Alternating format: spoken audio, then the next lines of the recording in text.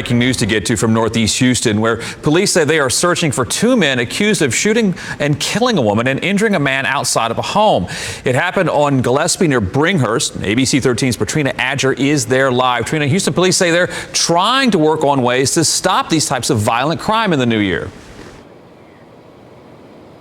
Yes, Jeff, this latest murder brings the number of homicides in Houston to 473. That's the highest number we've seen in the last 3 years.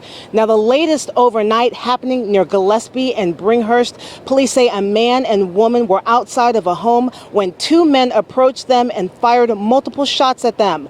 Both were hit and transported to the hospital where the woman died. No condition on the male victim just yet. So far this year, as I mentioned, HPD reporting 473 homicides.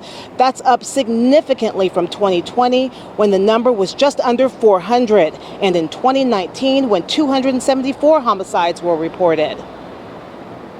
We just want everybody to come together. People think that the police department controls the murder rate. It's everybody that controls murder rate. People making better decisions, people controlling their tempers, and just watching where you're hanging out and who you're hanging out with.